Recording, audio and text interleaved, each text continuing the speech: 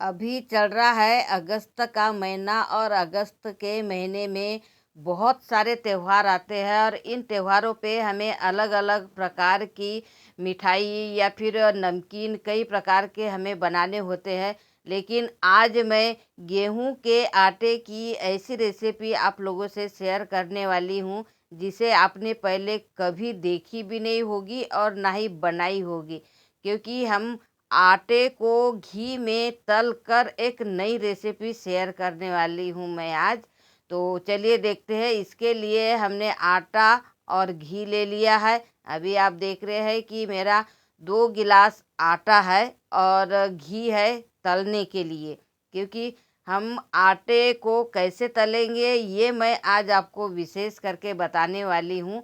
तो जैसे कि मैंने बताया 2 गिलास आटा और 1 गिलास पानी, साथ में नमक और ये हमारा घी, साथ में दूसरे जो हमारे मसाले हैं जैसे कि नारियल की, तरबूज के बीज और चिरौंजी, इलायची, काजू, किशमिश, और साथ में हमें इसे मिक्स करना है। 2 गिलास हमारा गेहूं का आटा है, उसमें हमें 1 गिलास शक्कर मिक्स करना है। तो शक्कर और ये जो हमारी इलायची है इसे हमें साथ में रोस्ट कर लेना, मतलब पीस लेना है मिक्सर के जार में। क्योंकि मैंने इसके पहले भी आप लोगों से शेयर किया था कि अगर कभी इलायची को पीसना है तो शक्कर के साथ में पीसेंगे तो हमें समझ में ही नहीं आएगा कि हमारी इलायची कहाँ गई है।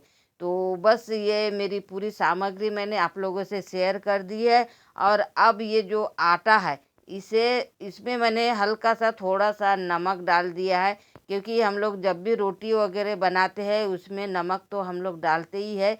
इसीलिए मैंने इस आटे में भी थोड़ा सा नमक डाल लिया है और पानी डालकर हमें इसे अच्छे से गूँथ लेना है। अच्छे से मतलब मेरा ये है कि हम लोग जिस प्रकार से रोटी बनाते हैं और आटा गूँथते हैं उसी प्रकार से ये भी आटा हमें गूँथ लेना है और इसे लगभग 10 से 15 मिनट तक हमें सेट होने के लिए रख देना है। तो ये मेरा 15 मिनट हो चुका है, आटा भी अच्छे से सेट हो चुका है और इसे फिर हम लोग अच्छे से मिक्स कर लेंगे। और मिक्स करने के बाद में अब हमें इसकी बनाना है लोई। जैसे कि मैंने बताया कि हमें आटे को घी में तलना है, तो बस उसी की मेरी तैयारी चल रही है। और इसके आगे कौन सी मैं आपको डिश बताने वाली हूँ, मतलब कौन सी चीज़ बनने वाली है हमारी ये आटे की, वो हम लोग आगे देखेंगे। बस आप वीडियो में बने रहिए, लास्ट तक आपको सारी प्रोसेस समझ में आ जाएगी। तो ये जो शक्कर और इलायची मैंने डाली है इसे भी मैं जार में अच्छे से बारीक कर लूँगी, क्योंकि इलायची के दाने और छिलके कभी भी अगर आप वैसे पीसेंगे तो बिल्कुल भी बारीक नहीं होते, ना दाने बारीक होते हैं ना छिलके बारीक होते। लेकिन अगर शक्कर के साथ में हम लोग पीसते हैं तो हमें इलायची समझ में ही नहीं आती है और इलायची का टेस्ट आ जाता है। तो ये मैंने लोई बना ली है आटे की और अब मैं डाल रही हूँ इसमें घी। अब घी हमारा जब अच्छा गर्म हो जाएगा तब सुनहरे होते तक हमारी जो लोई है उसे हमें लाल होते तक, मतलब सुनहरी लाल होते तक हमें इसे अच्छे से तल लेना है। अब बीच में इसमें मैंने एक गड्ढा करके रखा है, जैसे कि आप अभी देखेंगे जब मैं कढ़ाई में डालूंगी तो ये जो आप गड्ढा देखेंगे तो एक गड्ढे से क्या होगा कि जो हम लोग घी में तल रहे हैं तो गड्ढे की वजह से हमारे पूरे लोई में घी से अच्छे से पक जाएगा। और कभी कभी हम लोग जो छोटे छोटे अगर बॉल बनाकर भी अगर तलते हैं तो उसमें फूटने का डर रहता है।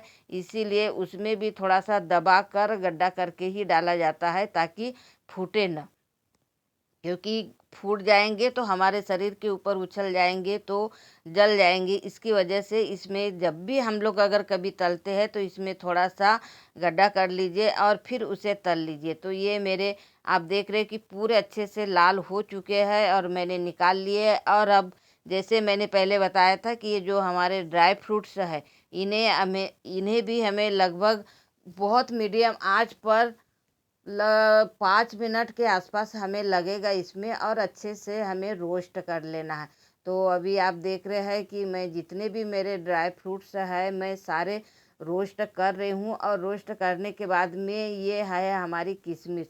और किशमिश को जब हम लोग रोस्ट करते हैं ना बहुत सुंदर दिखती है। और जब इतनी सुंदर किशमिश अगर हमारे डिश में डालेंगे तो हमारे डिश का जो मज़ा है वो दो गुना हो जाता है। तो अभी आप ये देख रहे हैं कि कितनी अच्छी दिख रही है हमारी किशमिश। बस इसे भी मैं निकाल लूँगी। और अब घी इसमें थोड़ा ज़्यादा है तो उसे मैं कम कर लूँगी। और कम करने के बाद में जो हमारी नारियल किस है उसे भी हमें लगभग 2 से 3 मिनट तक, क्योंकि बहुत बारीक रहती है इसलिए उसे ज़्यादा टाइम नहीं लगता है। और ये 2 मिनट में रोस्ट होके रेडी हो जाती है। और ये जो हमने आटे को तल के रखा था घी में तो बहुत सॉफ्ट हो चुका है, क्योंकि घी में कोई भी डिश अपन बनाओ, रोटी अगर जैसे पराठे भी अगर हम लोग बनाते हैं तो बहुत सॉफ्ट रहते हैं, तो उसी प्रकार से ये भी बहुत सॉफ्ट है। और इनके बारीक बारीक टुकड़े कर लिए हैं। और अब मुझे इसे पीस लेना है मिक्सर के जार में। मिक्सर के जार में इसे अच्छे से हम लोग तैयार कर लेंगे। और तैयार करने के बाद में हमारा बन जाएगा ये पाउडर या रवा, मतलब जो भी हम लोग बोल सकते हैं, क्योंकि हम लोगों ने आटे को कभी भी रोस्ट करके हमने और भी डिश बनाई है, लेकिन इस प्रकार से घी में तलकर हम पहली बार बना रहे हैं। तो ये जो मैंने शक्कर पीसी थी, शक्कर भी मैंने इसमें मिक्स कर ली है। साथ में जो ड्राई फ्रूट्स हमने रोस्ट किए थे उन्हें भी हमें इसमें मिक्स कर देना है। और मिक्स करने के बाद में जब पूरे अच्छे से मिक्स हो जाएंगे तो हमें अलग से इसमें घी डालने की ज़रूरत नहीं पड़ेगी, क्योंकि हमने ऑलरेडी पहले ही घी का उपयोग कर लिया है। तो बस हमें अब इसे मिक्स कर लेना है। और मिक्स करने के बाद में दोस्तों इसके बनाना है मीठे मीठे हमारे लड्डू। आपको बहुत पसंद आने वाले हैं। हमने रवे के मतलब सूजी के लड्डू और भी दूसरे प्रकार के कई प्रकार के मगज वगैरह के जो लड्डू बनते हैं वो लड्डू तो हमने बनाकर कई बार खाए होंगे, लेकिन आटे को तल कर बनाए हुए लड्डू आज आप पहली बार खाएंगे। तो मेरी रेसिपी आप लोगों को कैसे लगी कमेंट करके ज़रूर बताना।